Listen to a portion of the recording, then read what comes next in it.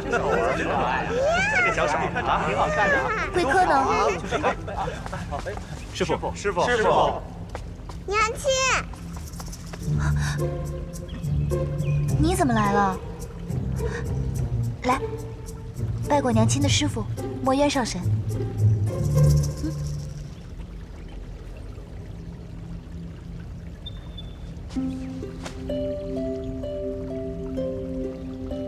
阿离叩见墨渊上神。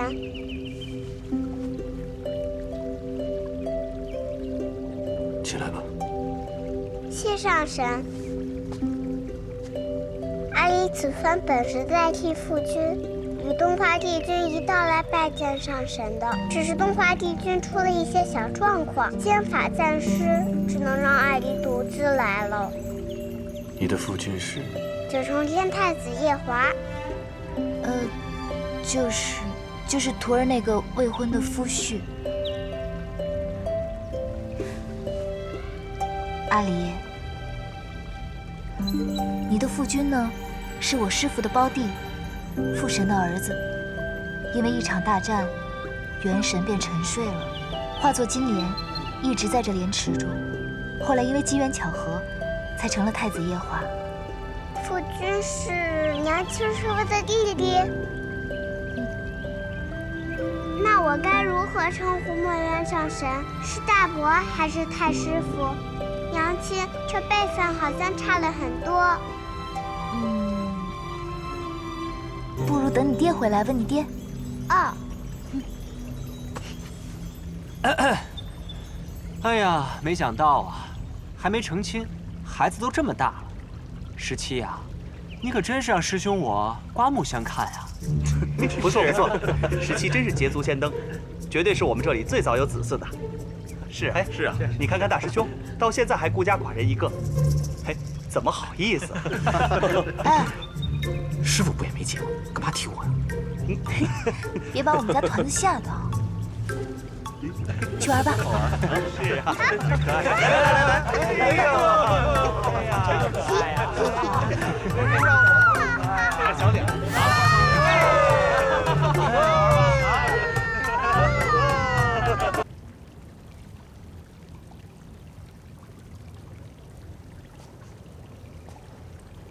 你在这炼丹房一待就是6日，闷不闷？为师傅炼丹怎么会闷啊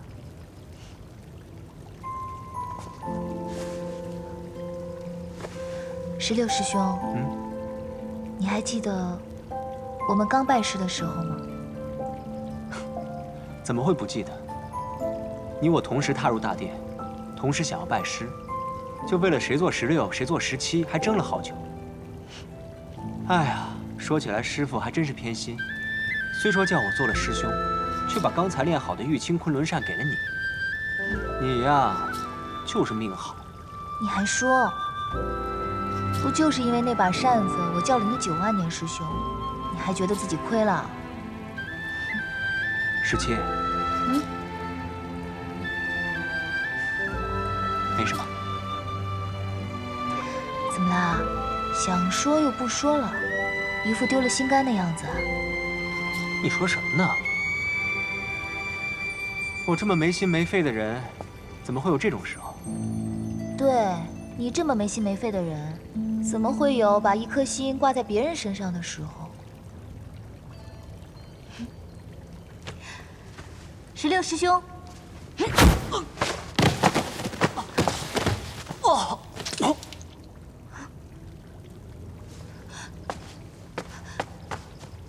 ，16师兄，你起来，你没事吧？到底怎么了？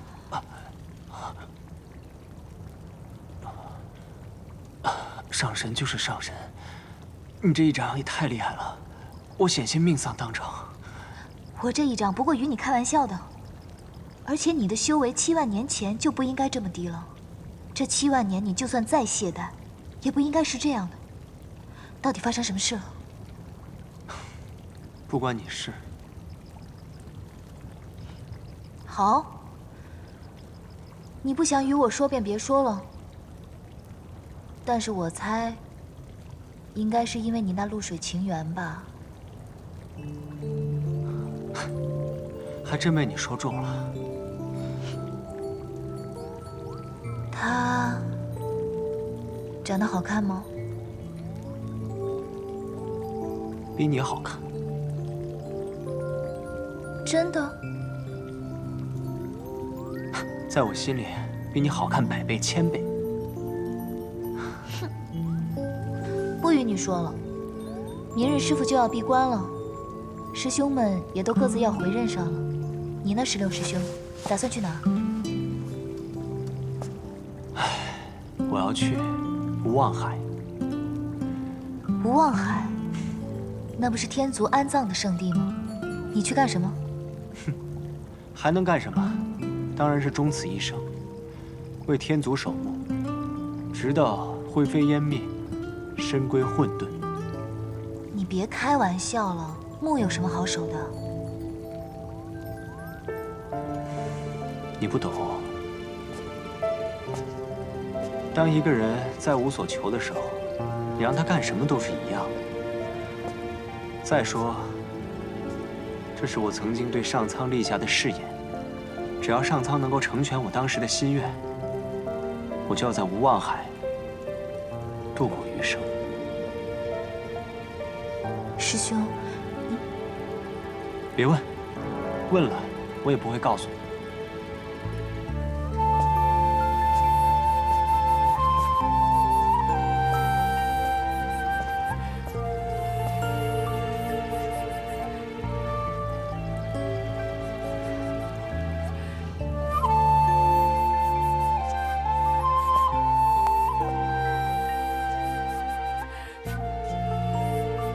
师傅，徒儿错了。喝了这么多酒，哭出来才好，否则郁结进肺腑，就可惜我这些好酒了。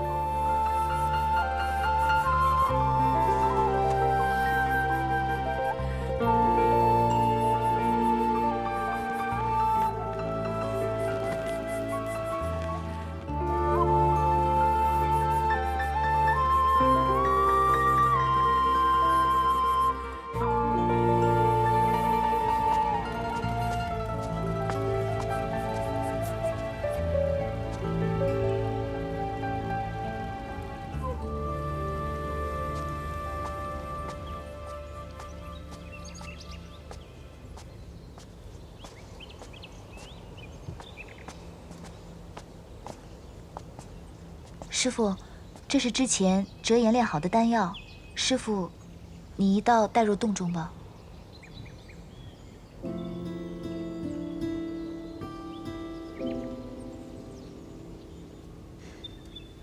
师傅，你还有什么要交代的吗？你跟夜华的大婚定在何时？10月小阳春，桃林尽开，是个好时候。知姬，等你入了天宫，你便是太子的人。天宫不比昆仑虚，有许多繁琐的礼节和规矩，你要记得收敛自己的性子，不要再闯祸。之前在昆仑虚的时候，我就一直闯祸，都是师傅您替我担着，这些我都知道，我一直放在心里。师傅您放心闭关吧，之后夜华他会照顾好我的，一定不会再让我闯祸了。我还等着师傅您早日出关呢，最好能赶上我们的大婚，到时候我一定为您磕个头，奉上一盏新茶。好，那师傅我先告退了。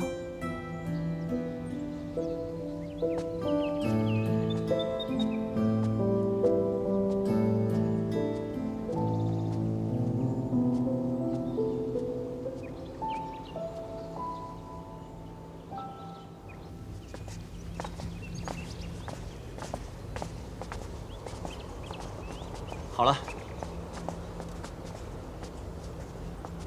就到这儿吧。师弟啊，这是何苦为难自己啊？我可是昆仑虚的弟子，墨渊的徒儿，自然是一言既出，如白染皂。再说了，那无望海是何等清静的地方，最适合我修行了。17，你和太子那杯酒我就不吃了，但你有什么需要师兄我舍命的地方，尽管来无望海寻我。乌鸦嘴！师兄们都已经回到任上了，这昆仑虚就拜托二师兄了。我也不说废话了，走了。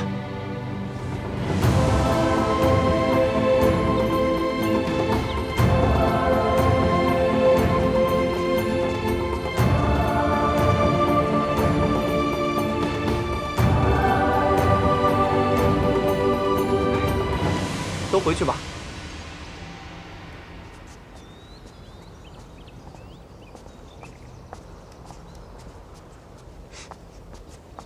还愣着做什么？二师兄，我也还有事，我就先下山了。17是思君心切了吧？对了，我这有个东西给你。大师兄早起走的时候，让我把劫魄灯给你，说你忘在西海了。劫魄灯？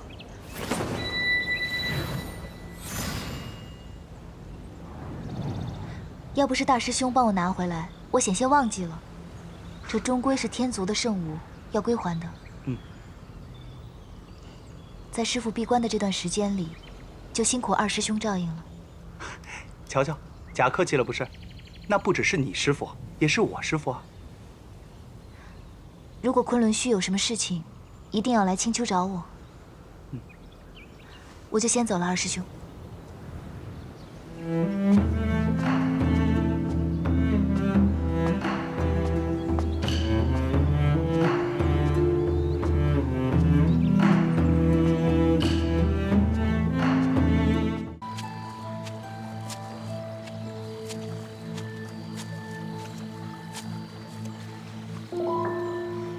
你不是在昆仑虚吗？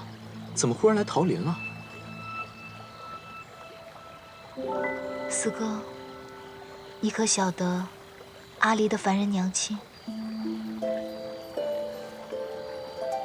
我倒是听哲言提起过，他仅在天宫与这个凡人有过一面之缘，后来听说早早就去了，留下小天孙一个人。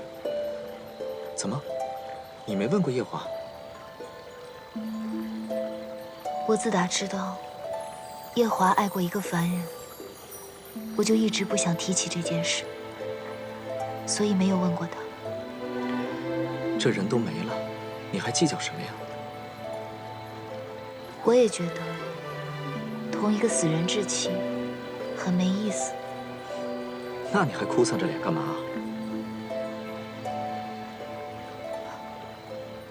四哥，夜华最初同我说他喜欢我，他说我便听着，可从来没有想过，这四海八荒一众女神仙里，他为何偏偏瞧上我？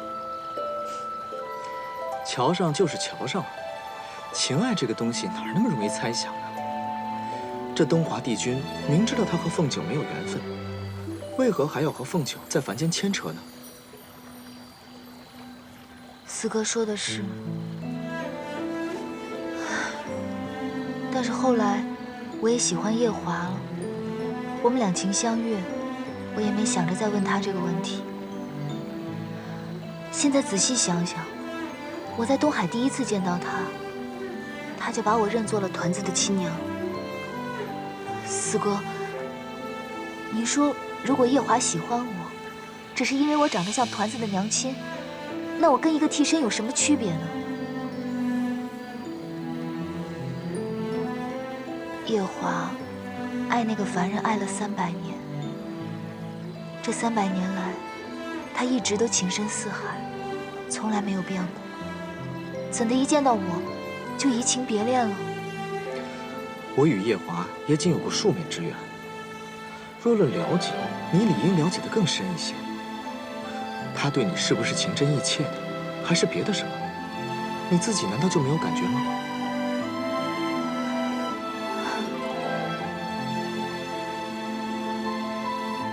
要不是今夜我看到夜华与团子娘亲的人偶如此亲近，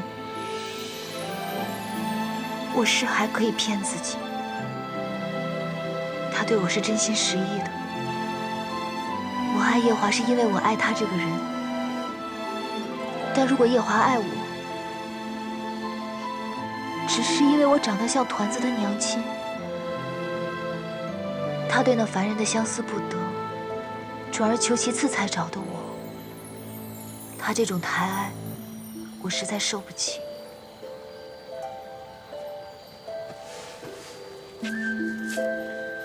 你还是活得太短了，有些事情深究下去又有什么意义呢？你仔细想一想，夜华平时待你如何？你再仔细想想，与一个死掉的人计较，又有什么意思呢？是，我不该活得这么糊涂。小五，哎，丫头，你干什么？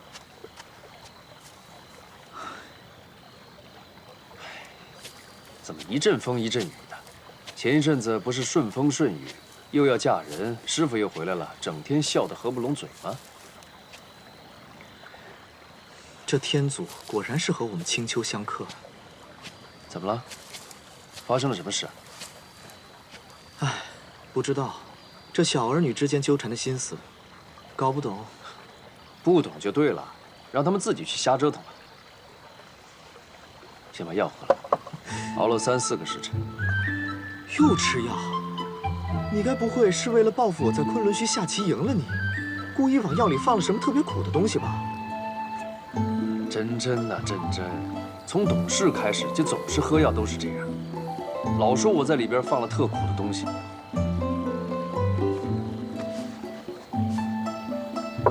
那特地跟昆仑虚弟子讨的，上好的桃花蜜。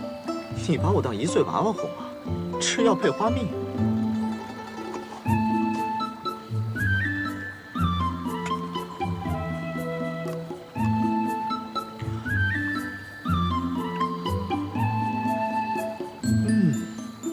好吃。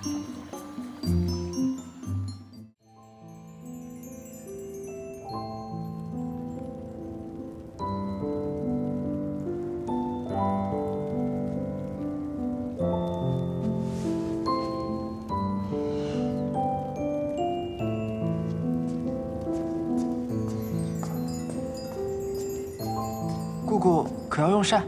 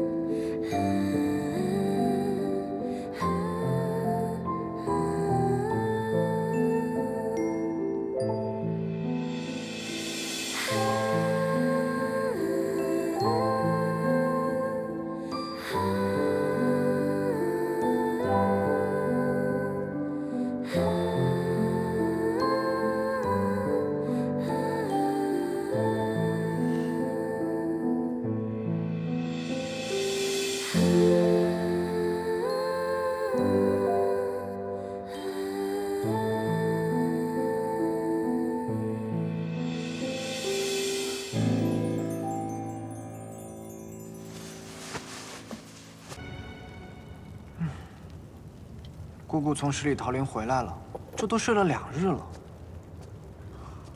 是啊，姑姑，姑姑，抬点酒进来。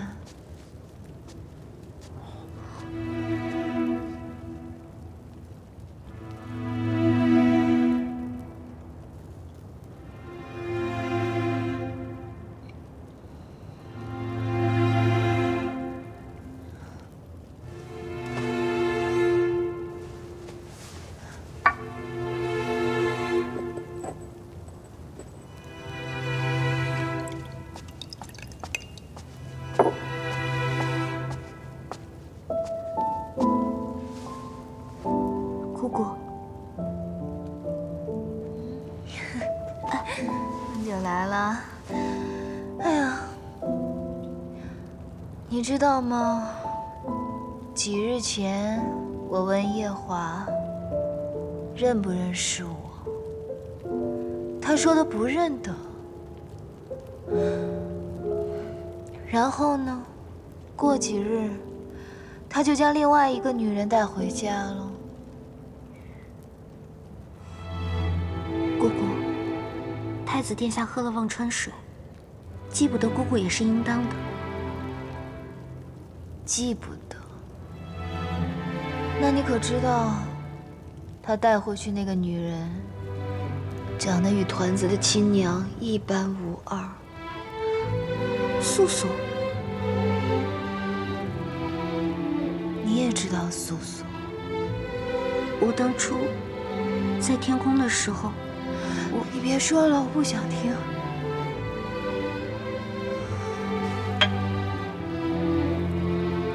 姑姑，太子殿下在天宫用解剖灯造素素的骨血时，我以为姑姑心大，不会计较。不计较，那是因为我傻。我觉得前尘往事嘛，不必太在意。直到今日，我看到他不认得我，却认得那个女的，我才知道，他放不下的是旁人，不是我。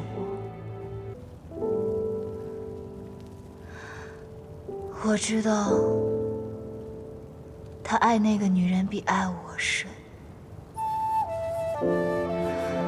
又或者是因为我蒙上眼睛，长得像极了他那位先夫人，所以他才会爱上我。姑姑，不如等太子殿下回来，当面问一下可好？如若他一直把你当做替身，那我们就退了婚。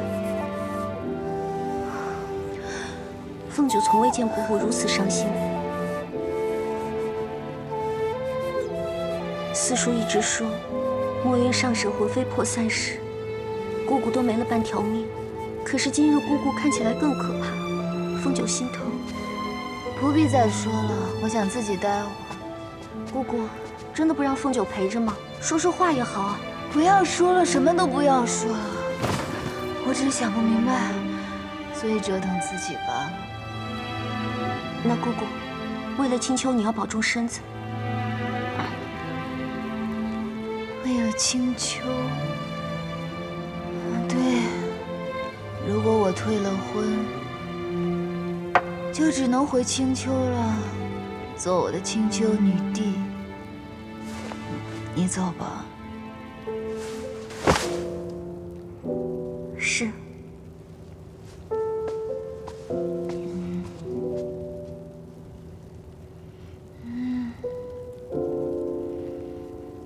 怎么那么刺眼啊？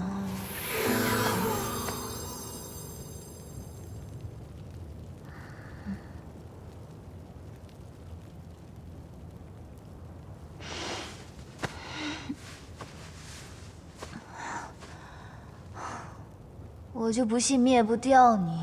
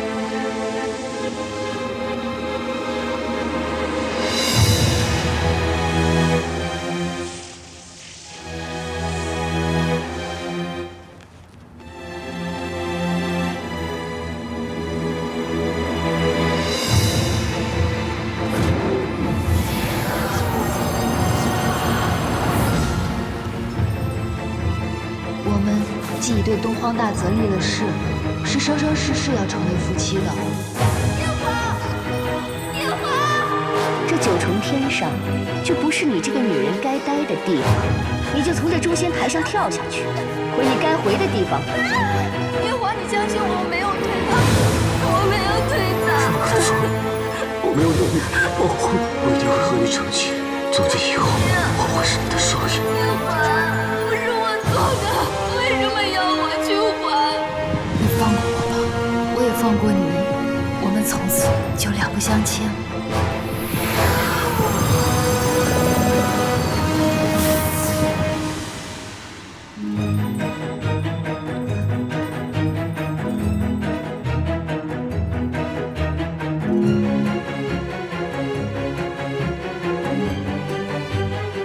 素素，素素，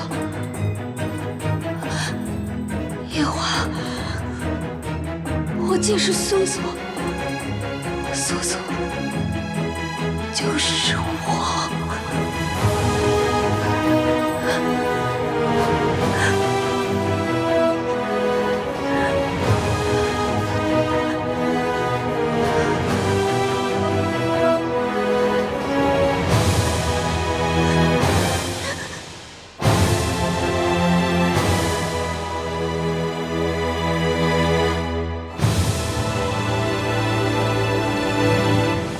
姑姑，你还要搬酒？姑姑，你怎么了？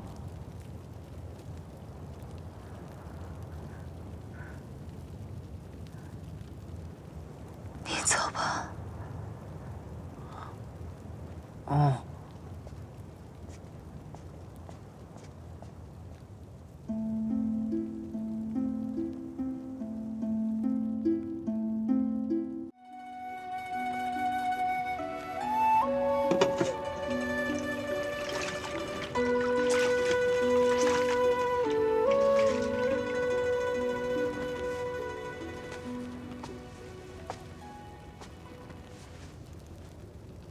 姑姑，洗把脸吧。风九，嗯，当初在九重天上，你是不是也经常化身成一只小狐狸，去一览芳华？没错。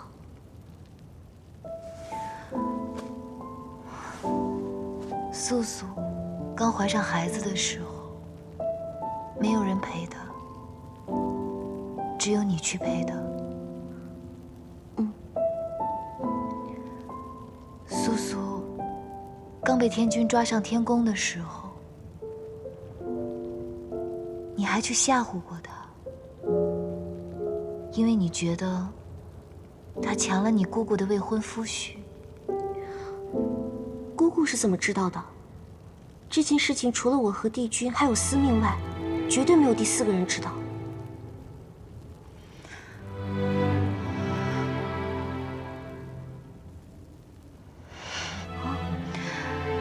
因为我就是团子的凡人娘亲，我就是素素。姑姑，你该不是喝多了在胡说吧？我知道你在怨恨太子殿下，忘不掉素素。但是姑姑你是青丘女婿，而素素是个凡人，怎么能跟姑姑你相比呢？素素是素素，姑姑是姑姑啊。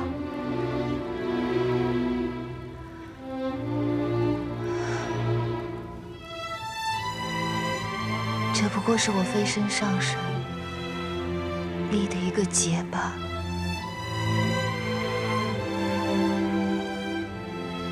我跟夜华，这是我的情结。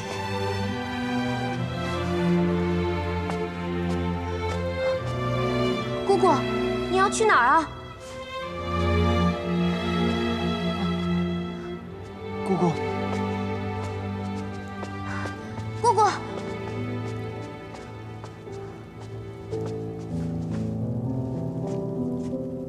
姑姑，你紧着身子些，这酒都喝了7、8日了，教中已无酒可搬了。若是再要讨酒喝，咪咕可真不敢给了呀。我的身子不打紧，姑姑方才说的都是醉话还是真的？当然是真的。眼下我又想起一件大事来。姑姑，你这半醉半醒的，能想起什么事儿啊？我在下凡经历情劫的时候，那素锦趁火打劫了一双眼睛。现在我的劫也立完了，我那眼睛放在她的眼眶子里，好像也不是很合适。她养着我的眼睛，应该也不是很自在。我是不是该去讨回来？姑姑，这是醉话。那素锦娘娘什么时候欠了你一双眼睛啊？你不清楚，我不与你说。小九，你说，我那眼睛该不该讨回来？如若姑姑真的是素素，那当年在天宫受尽了委屈，这眼睛确实应该讨回来。我去就回，你们两个不要跟过来。姑姑若真的是素素的话，那就太惨了。什么太惨了？你不知道，当年素素在天宫里可是受尽了委屈和冷漠，还有冤枉。总之就是一个惨字。若真这么惨，讨回眼睛是应该的呀。没错。啊，不行，这样实在太危险了，我不能让姑姑再次吃亏。她要去九重天打架，怎么能少了我？姑姑，姑姑。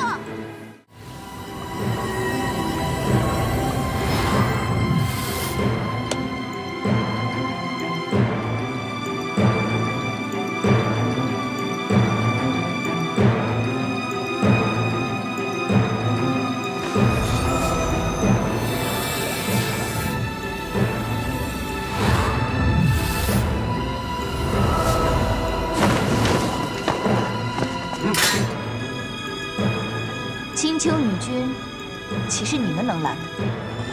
小将参见姑姑。免礼。啊，你们不认识我吗？都怪我平日在太成宫待着，都不知道出来让你们认认脸。快让开，我要进去。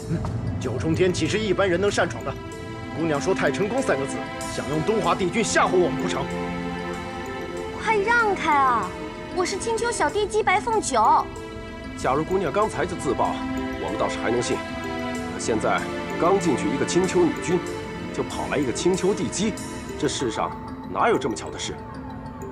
真的是气死我了！我跟你们讲，如果未来天后有什么三长两短的话，太子殿下一定会治你们的罪的。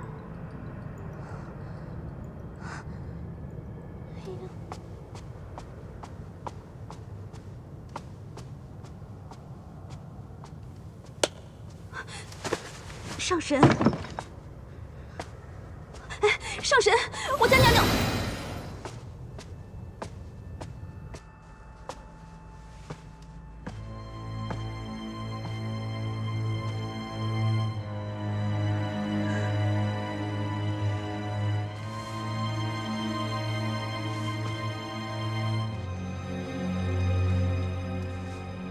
上神驾到，素锦不甚惶恐。素锦揣摩上神的圣意，大约是来问君上的近况。若说起君上来，凡事的那个素素同君上处得很好，也将他照看得很好。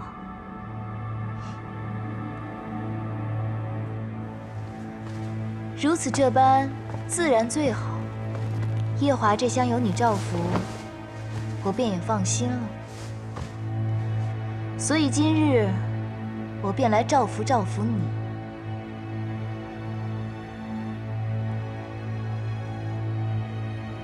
素锦，本上神这双眼睛，你用了300年，用的可好？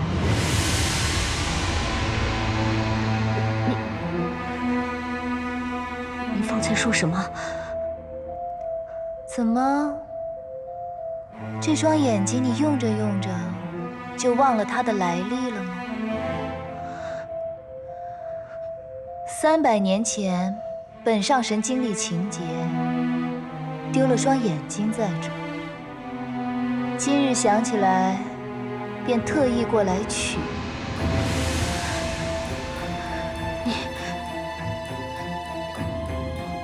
你是素素？你说是你自己亲自动手，还是本上神替你动手？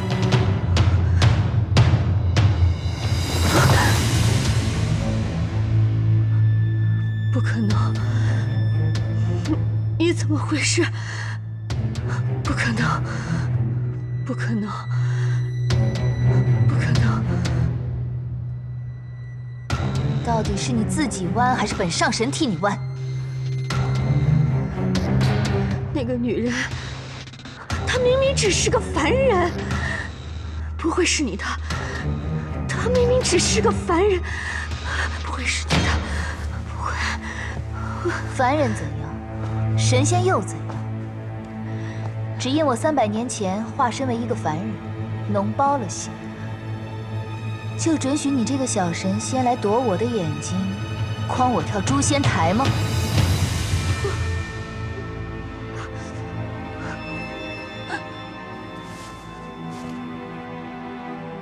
看来你是不忍心自己亲自动手了。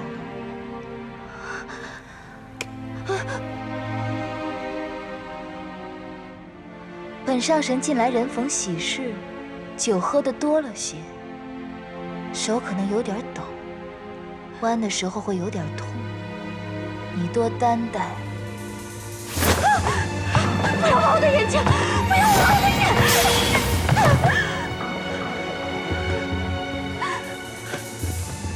很好，300年前你就喜欢装柔弱，我时时见你，你都在装柔弱，你就不能让本上神开开眼，看看你不柔弱是什么样子？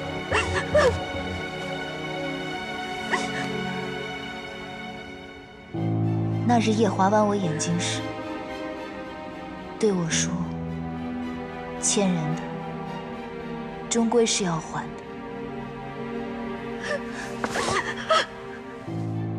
之前你的眼睛是怎么没的？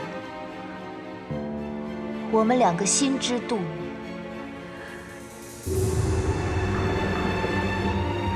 我的眼睛是怎么跑到你眼眶里的？我们2个也是心知肚明。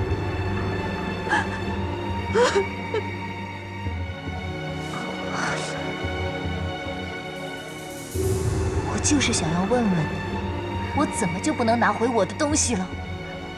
我的眼睛放在你那儿放了300年，怎么就变成你的东西了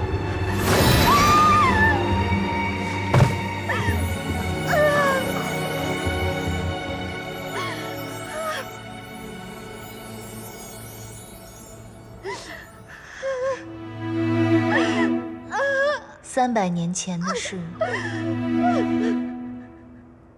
天君悄悄就给办了。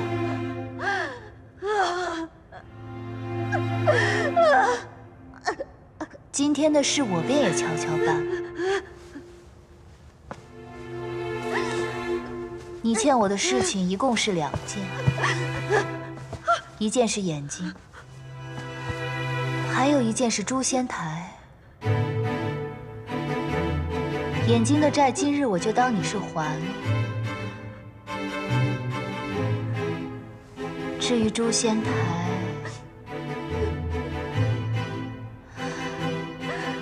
不如你正儿八经的从诛仙台上跳下去，又或者你去跟天君说，用你微弱的仙力去镇守囚禁擎苍的东皇钟，永生永世不得再上天宫。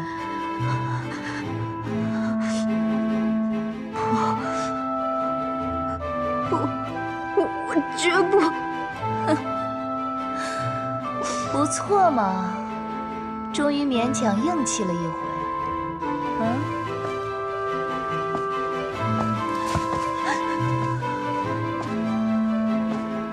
那你的意思是希望本上神亲自去跟天君说，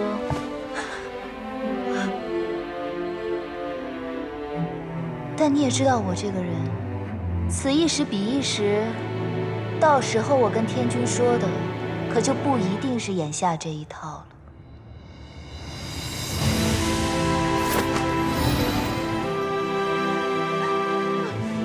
善有善报，恶有恶报。去找药王吧。娘娘，娘娘，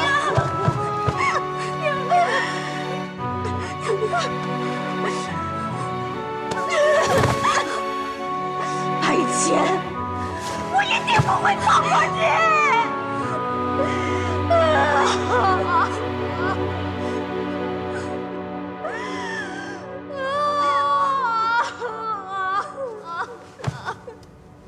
这些日子，夜华不在天宫，却让他坐下天枢星君，日夜守着弱水。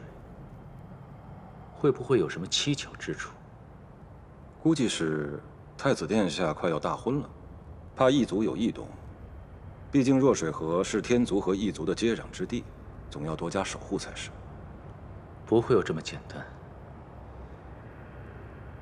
那帝君的意思是怀疑和东皇钟有关。如果真的和东皇钟有关，那可就是大事了。太子殿下不该独自隐瞒。夜华如果不想说，也一定有他的道理。你随本君去一趟弱水。是。哎呀，真是气死我了！你们俩怎么就不知道我是谁呢？我和你们司命星君是好朋友，还有程昱元君。不信你们找他们俩来问一问，不就知道了吗？我是青丘白凤九，青丘小地姬。那好像是小地姬。九重天不能擅闯。姑娘就不要再次纠缠了。你去看看。好。是。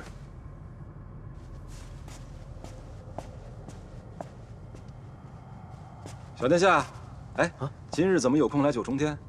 司命，你快告诉他们俩我是谁。青丘小殿下。啊，二位通融通融。东华帝君在太晨宫等着这位小殿下呢。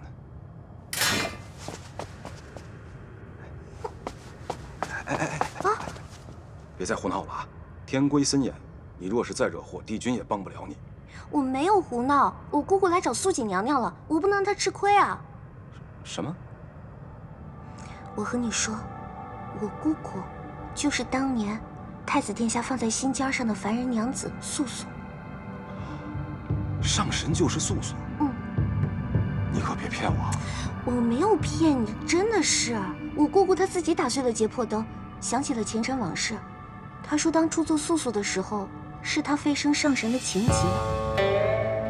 哦，我明白了。我明白了。对啊，如今姑姑想起来了，就来找素锦娘娘要眼睛了。你还记得那个时候素锦娘娘掉下诛仙台？说是素素把她推下去的。对。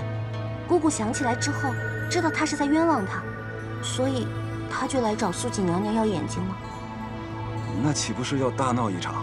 所以啊，我现在不能跟你多说了，我怕我姑姑吃亏，我得去洗蜈蚣。小殿下，小殿下，快，星罗，马上到了，娘娘，快！哎，素锦丫头，你的眼睛怎么了？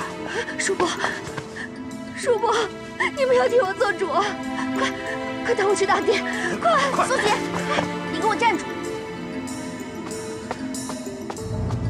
我姑姑呢？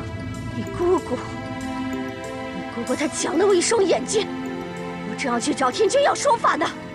你这个女人实在是太恶毒了！当初你陷害我姑姑，推你下诛仙台，害得太子殿下把她的眼睛都给挖了。我姑姑伤心欲绝，从诛仙台上跳了下去。这双眼睛本来就是我姑姑的，自然是要还给她的。你需要在这血口喷人？我怎么会知道当初的素素就是你的姑姑？就算我知道她是你姑姑，可又如何？她假扮柔弱推我下诛仙台，伤了我的一双眼睛就要赔给我，哪怕她是上神也要赔给我。你们青丘的女人是高贵，一个个生下来都是地基，可又如何？难道我天族的女人就该被欺负吗？你这个女人怎么这么恶毒啊！事到今日，你还在污蔑我们青丘。你姑姑推我下诛仙台在先，还我眼睛在后，我有什么错？难道她是上神就可以为所欲为了吗？你以为这是什么地方？这是九重天！我告诉你，白凤九，你别以为仅凭你们姑侄两个说的话就可以颠倒黑白。今天不管你说什么，你姑姑她都必须给我一个公道，将我的眼睛还回来。素锦丫头，听了半天，我怎么没听懂啊？这究竟发生了什么事？你怎么会和青丘的人有争执？叔伯，是青丘白浅，他挖走了我的眼睛。什么？他为什么要挖你的眼睛？他就是当年的素素。白浅上神是当年那个凡人。不错，你不要听他胡说，他满口胡言乱语。放肆！你也不看看这是什么地方？不要以为有青丘给你们撑腰，就可以在这里大呼小叫，真是没有规矩。叔伯，你们现在赶紧带我去大殿，我要一五一十的向天君禀明此事，哪怕最后要我们向青丘低头，我也要把这件事情给说清楚。我的眼睛不重要，重要的是我们天族的颜面。素锦丫头放心，是非曲直到天君面前一说就知道了，不用怕，我们陪你去。好，走，走。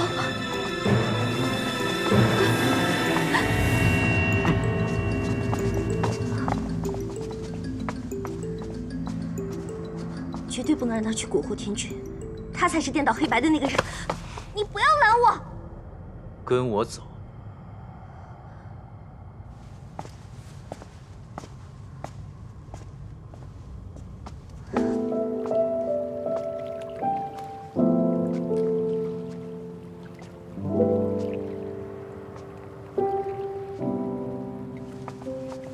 奴婢见过上神。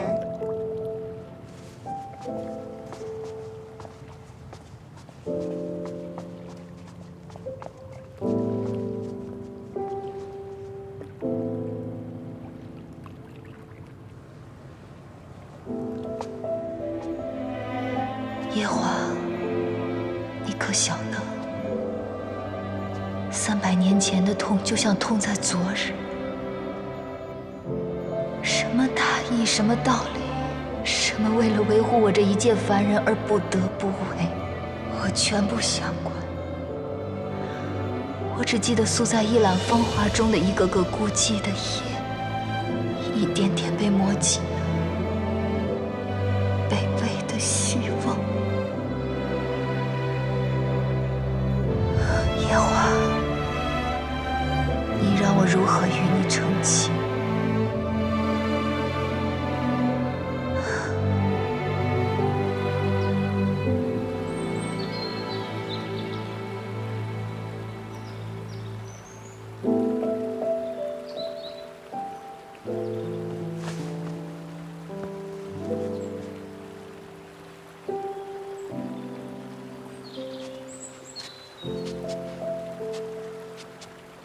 听说你将你四哥藏在酒窖里的酒都喝完了，你这次来该不会是问我讨酒喝吧？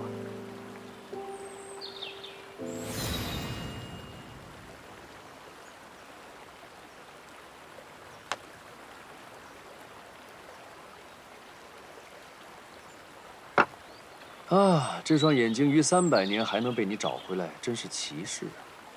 你喝了我给你的药，竟然还能记起那很伤情的前尘过往，更是奇事。这眼睛从仙体上摘下来，不得超过7749日，否则就用不了了，对吧？我当初以为这双眼睛丢了便是丢了，没想到竟然安在别人的脸上，而如今还被你找了回来。替我把眼睛安回去吧。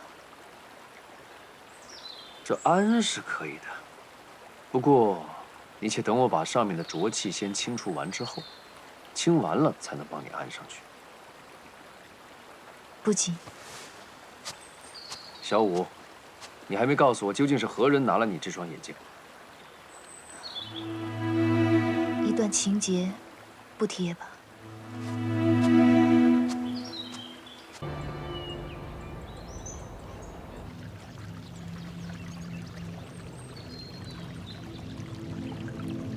昆仑虚，我为何会在这里？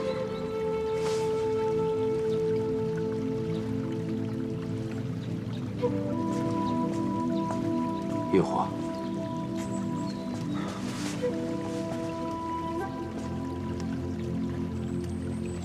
沐月上人。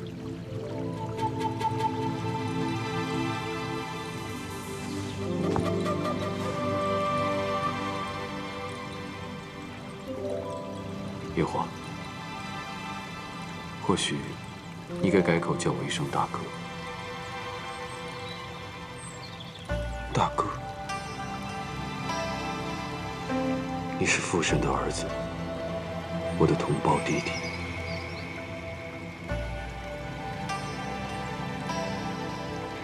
当年因为一些意外，导致你的元神陷入了沉睡之中，于是父神便将你的元神放入了一株金莲。父神身归混沌之日，将你托付于我，我便将你带回昆仑虚，放在这个莲石之中，等你醒来。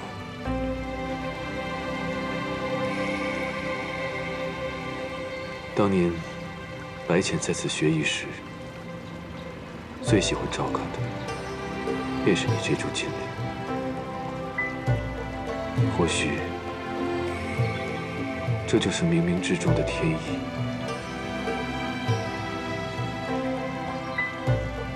也是你们该好好珍惜的一段缘分。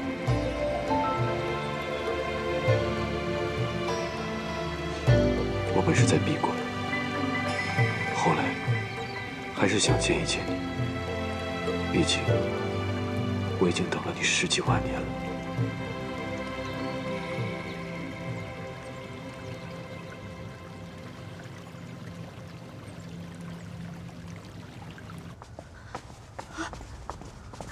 天君，天君，素锦，天君，天君，帝君，天君，你一定要给素锦做主啊！当年的事情，天君您最为清楚，你一定要给素锦做主啊，天君！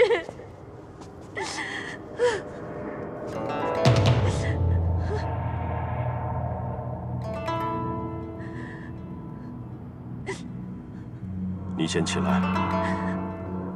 不，素锦不能起来。素锦若是起来，就等于承认了这桩罪名。白浅上神，他不仅挖走了我的眼睛，他还要我为他当年跳下诛仙台的事赔罪，要我自请出去献祭，去守弱水之滨，求得擎苍的东皇钟，永生永世不再上天。虽然我们天族因为桑吉之事欠了他们青丘一笔债，可也不能任由那位上神如此随便，冤枉处置我们天族的人。不错，如果任由别人欺负素锦的话，我们怎么对得起我们昔日的兄弟？你们不能只听素锦的一面之词，你们也要听听我的，听听我姑姑的呀。你姑姑挖走人家的眼睛就一走了之啊？她是青丘的女君，又是四海八荒尊称的姑姑，我们如何请得动她？如果说你姑姑真想给天族一个交代，那她就不该偷偷的做了此事，又偷偷的逃走。我姑姑偷偷走掉，还不是为了给你们天族一个颜面？难道要我姑姑昭告四海，告诉所有人，你们这个素锦娘娘当初在做天妃的时候就如此恶毒，欺负一个无权无势的人，抢走她的夫婿，夺走她的双眼，害她跳下诛仙台这件事情吗？你这个小姑娘怎么如此恶毒？你姑姑挖走了我的眼睛，你竟然还为她在这颠倒黑白！你们天族就是欺负人。你们为什么只听她说话？你们陷害我姑姑一次还不够，还要陷害她第二次吗？放肆！确实放肆。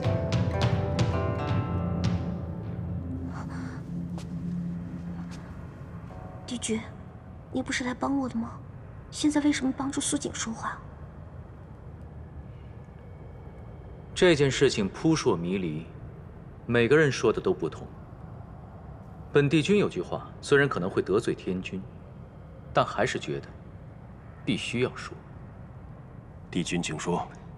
这件事情关系到天族和青丘，素锦又曾经是天君的天妃，所以这件事情天君不该出面，否则难免留下口实，让青丘以为我们在审这桩案的时候是有私心的。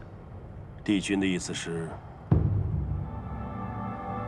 天下人都知道，本帝君是曾经的天地共主，又和任何部族都没有亲近的关系，后宫空置，远离红尘。所以这桩公案，应该由我来主持，才能堵住悠悠众口。可是帝君与青丘的白凤酒之间，怎么？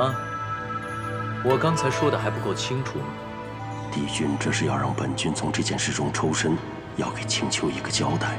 如今这情景，本君确实不能再维护他了，且看他自己的造化吧。本君认为，帝君的这番话确实有些道理，那本君就在一旁听审，不再插言。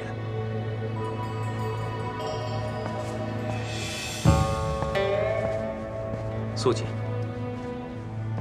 你可认为本帝君会偏袒青丘？素锦不敢怀疑帝君。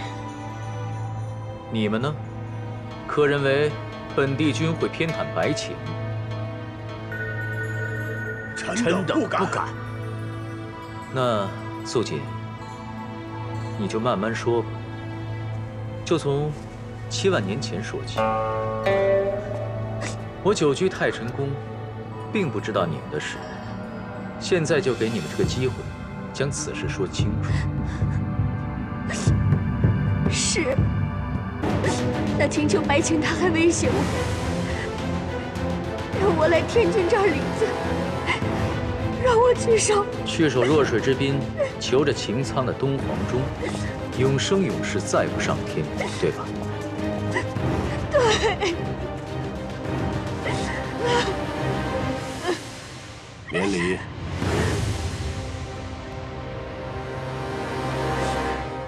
太子殿下回来了。本君今日恰好回来，听说大殿上发生了事，特地来看看。你也该来。说起来，这都是你后宫的事，却要让本帝君主持大局，也是为难。是。夜华，夜华，夜华，你要为素锦做主啊，夜华。你放心，本君今日来，就是为你做主的。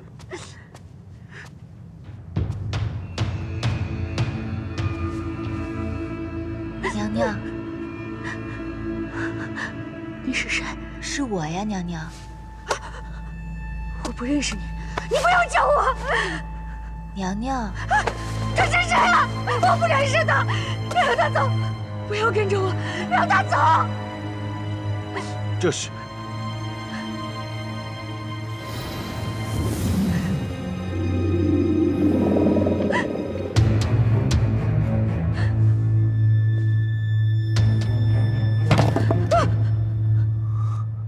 人偶。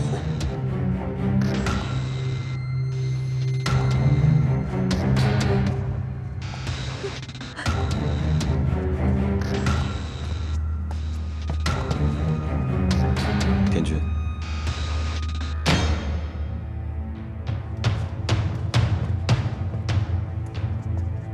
夜华，这是怎么回事？儿臣在凡间历劫时，素锦做了这个人偶来诱惑我。不知按照天族律法，父君认为该如何处置？用妖法邪术魅惑天族储君，当革去仙籍，坠入畜生道。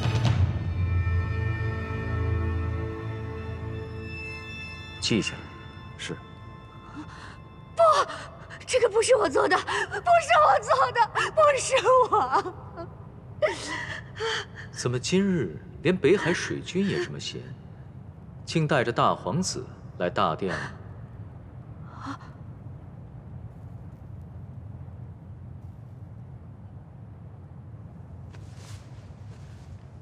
儿臣今日就是为了元贞曾经被错判的案子而来。错判？你是说本君当初错判了？元贞，将那日的经过如实说来。是。天君，帝君，各位叔叔伯伯，元贞给你们请安了。不必多礼，直接说吧。今日本帝君在此，会为你主持公道。是。元贞没有调戏过素锦娘娘。那日天君生辰，我陪着父君来贺寿，父君先去面见天君，让我在外守着。素锦娘娘就在此时来到我这里，说天君其实在洗蜈蚣，还笑着说要亲自带我去。后来素锦娘娘就用仙法使我昏迷，还把我灌醉，扯开我的衣服。我再醒来的时候，素锦娘娘就哭着喊着说我调戏她，场面十分混乱。我就傻坐着，直到看着她要拿白绫来上吊，天君您就来了。大概就是这样，我都说完了。说得不错，很清楚。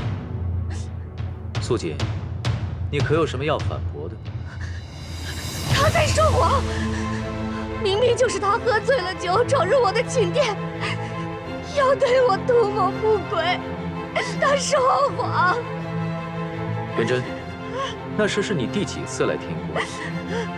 第一次。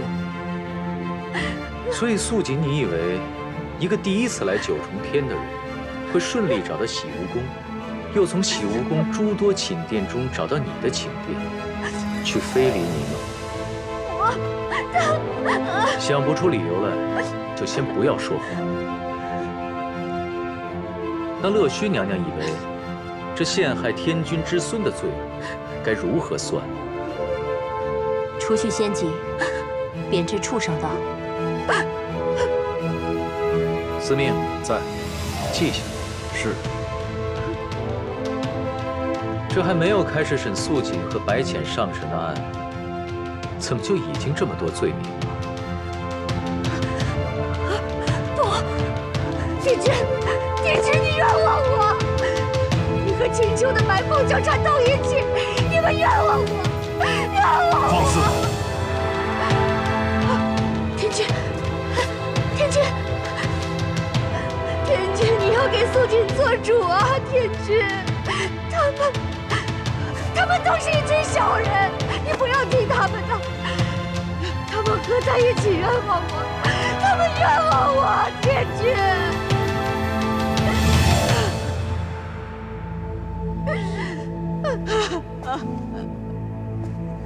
你的意思是，本君也是趋炎附势的小人了？身为本君的侧妃，竟如此污蔑君上，这又是什么罪名？那这罪名可就大了，要比前两者的罪都要大。素锦，你可要想清楚。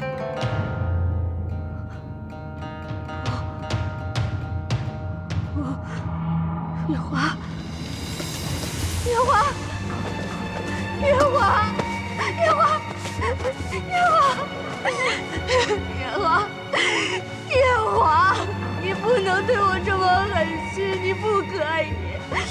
难道你忘了吗？我从小陪着你一起长大。我刚才就是一时急了，慌了。月华，你不能跟着他们一起这么污蔑我，你不可以，不可以。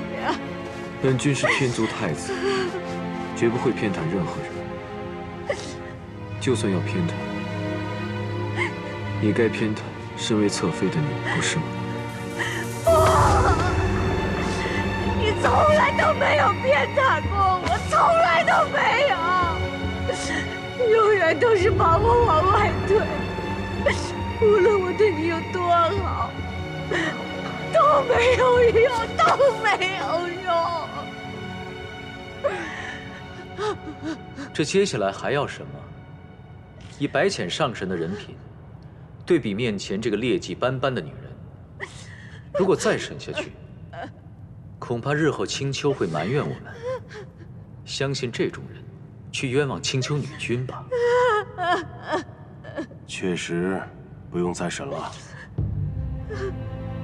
素锦，你真令本君失望，太失望了。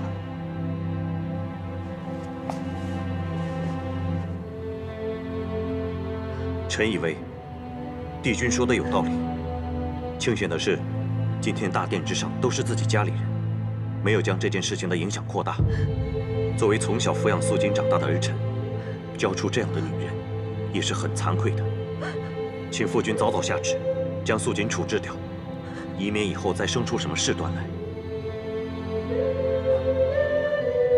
臣附议，臣也无话可说。臣也附议。叔伯，诸位叔伯，诸位叔伯，你们不能这样对我，你们不能这样对我呀！叔伯，你看，我是九重天的公主啊！叔伯，叔伯，你难道忘了我的父母亲了吗？当初就是他们牺牲了性命才救了你们呀，你们都忘了吗？哎呀，看看你现在这个样子，怎么对得起你那忠烈的父母？素锦，本君念你是宗族之后，就不再追究你做人偶蛊惑太子夜华的罪了。但是元贞的事和白浅上神那儿，你必须有个交代。你今日就自请了命，去弱水吧，带他退下。不要，天君，我不要，我不要去，我不去，天君，夜华，我不走。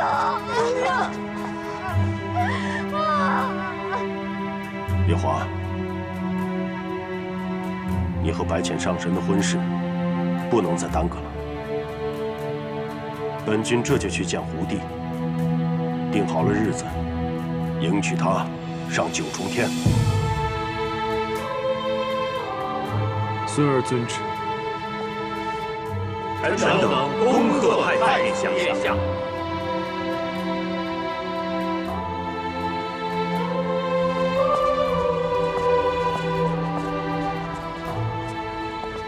夜华，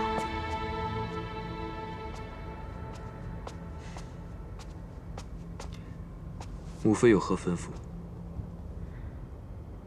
我真是没想到，青丘白浅，居然就是300年前的那个凡人素素。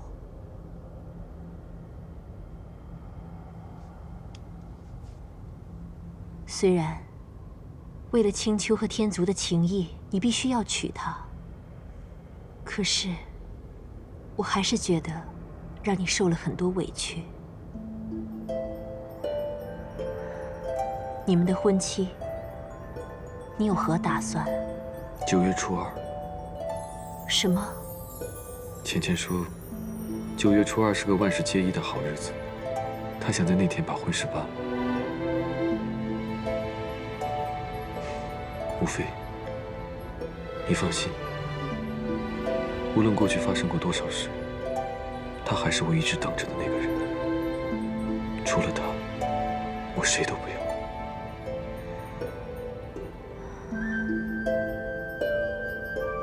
好吧，那我就去做些安排。